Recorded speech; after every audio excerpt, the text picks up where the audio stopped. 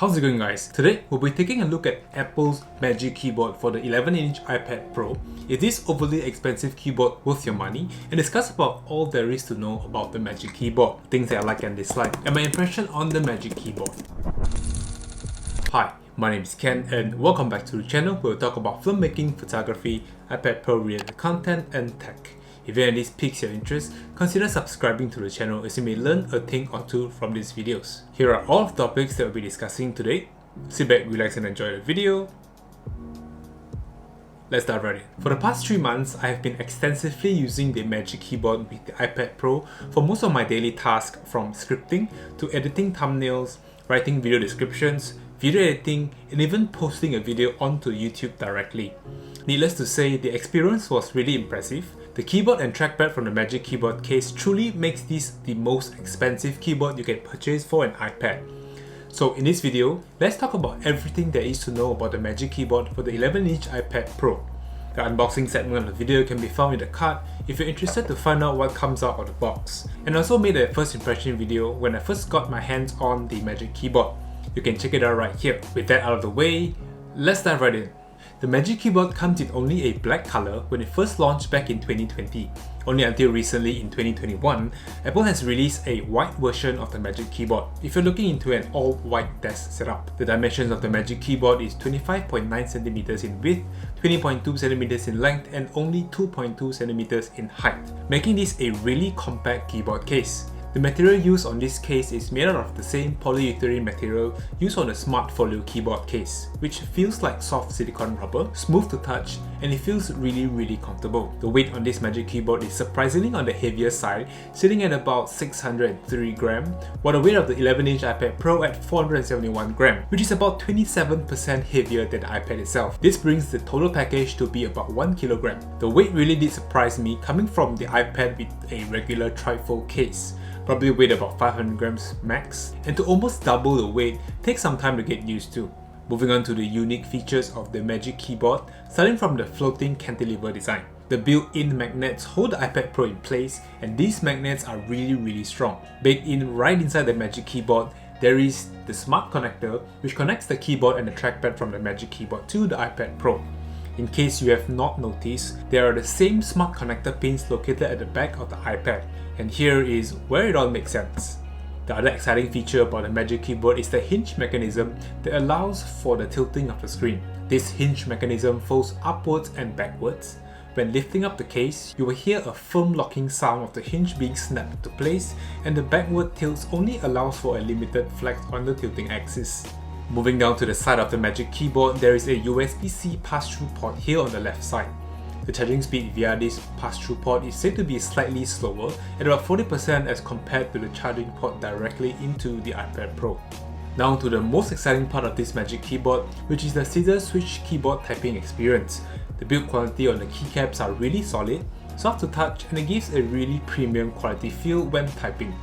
The base of the keyboard is really solid, close to almost no flex, and it is really well built, being able to support the entire iPad Pro when connected to the Magic Keyboard. The clicky sound coming from the Magic Keyboard is as therapeutic as brushing the Apple Pencil on the paper-like screen protector. The keyboard also comes with backlit keys, which is a really convenient feature when you are trying to use the keyboard in low light situation. Here on the 11-inch Magic Keyboard, the layout is slightly cramped towards the left and right of the keyboard, as the usual keyboard layout follows the 12.9-inch iPad Pro. So if you want a more neutral typing experience, the 12.9-inch iPad Pro would be a better choice. Take note that the price of the Magic Keyboard on the 12.9-inch iPad Pro is about 200 ringgit more, sitting at a whopping 1,549 ringgit. Now onto the second most exciting part of the Magic Keyboard is the Magic Trackpad that truly sets this keyboard case apart from the rest. A fully functional, gesture-ready trackpad really takes the iPad a step closer to being a laptop replacement. The surface of the trackpad is really smooth, and the trackpad is really responsive. Apple's trackpad has been on top of the game for the best trackpad experience, so this here also claims the title. The trackpad comes in really handy when you're casually browsing on web pages. When the two-finger scrolling urge casually kicks in, you have the option to scroll using the trackpad or swiping up on the screen of the iPad Pro. 3 fingers swiping up brings you to the home menu. Swipe it slightly slower with a brief pause brings up all the applications running in the background, and 3 finger swiping left and right brings forward or backwards applications. There are a ton of gesture controls that really brings to light the power of an iPad Pro seamlessly becoming a laptop. With that being said, that quickly sums up all there is to know about the Magic Keyboard case for the 11-inch iPad Pro. Now moving on to the things that I like about this Magic Keyboard, starting from the compact form factor and the small footprint of this keyboard case, as the case adds just a little bit of bulk to the entire package. I have no problem fitting this entire package into the Peak Design 6-liter Sling version 2, making this keyboard case portable and really functional. Knowing that the added height of about 2.2 cm to the entire package makes this one of the slimmest keyboard case with a trackpad ever made. That being said, I now have the convenience of a workstation with an exceptional keyboard typing experience wherever I go. The floating cantilever design is also truly magical. The iPad seems more like a laptop now, being able to open and close instead of fumbling with folding the case when you want to use it. The way to mount and unmount the iPad to the keyboard case being magnetic is also really cool. No hassle removing it from the case, and you can easily put it on or take it out. The thing that I like the most, of course, is the scissor switch keyboard and the trackpad readily available when needed. The typing experience on the Magic Keyboard is phenomenal, and the use of the trackpad brings the iPad Pro a step closer to being a laptop replacement. I'm absolutely satisfied with the key typing experience using the Magic Keyboard.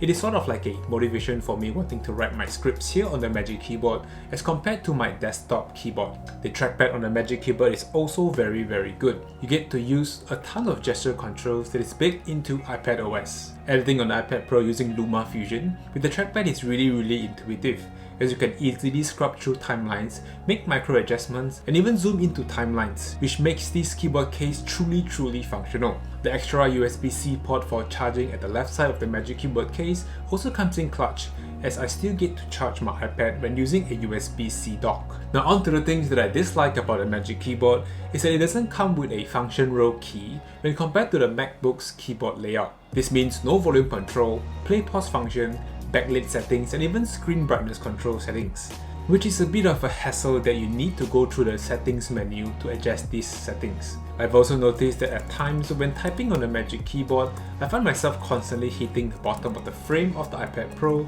that is just hanging around near the delete key. When making corrections to delete some typos, I tend to bump into it ever quite so often. For me, I felt like I needed more tilt, same like how you would tilt more on a laptop screen, but I quickly got used to this fixed angle. Needless to say, the Magic Keyboard with the iPad Pro is pretty front heavy. Normally a laptop would be bottom heavy as all the hardware are stored under the keyboard, whereas on the iPad Pro, all the hardware is literally on the iPad and it is now floating on top of the keyboard. But Apple has made the base of the keyboard to be super duper stable, and hence I think the reason why the Magic Keyboard has to be on the heavier side is to counter the weight problem when the keyboard is magnetically in place on the Magic Keyboard. The downside to that is the overall package is almost double the weight of an iPad Pro. The last thing that I dislike about the Magic Keyboard case is that it is clearly not drawing friendly, nor you can place the iPad Pro in a vertical or portrait orientation. You will have to remove the iPad Pro from the magnets, close the case and place it on top. Where the good side is, when the Magic Keyboard case is closed, you get a pretty slight tilt, which is pretty useful when drawing or taking notes. I've seen people flipping their Magic Keyboard case upside down to achieve the same results. One last thing, I also wish that this Magic Keyboard is Bluetooth compatible and not solely for the iPad only. For example, if I needed a Bluetooth keyboard and I have the Magic Keyboard around, I could easily use this Magic Keyboard to connect to other devices. Wouldn't that be great?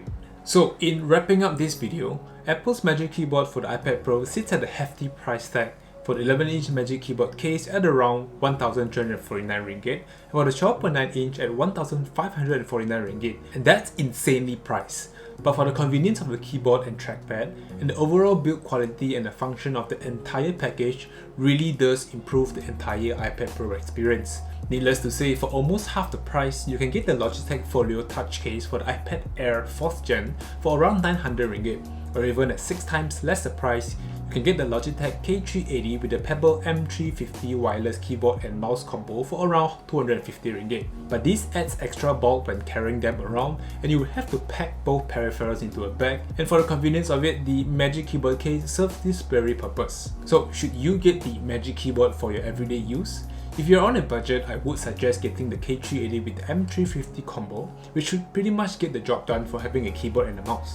I made a video about the K380 keyboard as well, in case you want to know more about it. But if you have the extra cash to burn, then yes, the Magic Keyboard case will not disappoint you. And that is all I have for you guys in this video. Hope you all found this video insightful. If you have any questions at all, feel free to drop me a comment down below. I'll be sure to get back to you guys as soon as possible. Like the video if you actually enjoyed it, and be sure to be subscribed to the channel as I'll be making a bunch of videos getting to know more about the Magic Keyboard's function, tips and tricks, and even pairing it with the new M1 Mac Mini, which I made a video about unboxing and giving my first impression when first turning it on. You can check it out right here if you're interested. Thank you all so much for tuning in. As always, I will see you all very soon. Stay safe, peace out, and bye bye.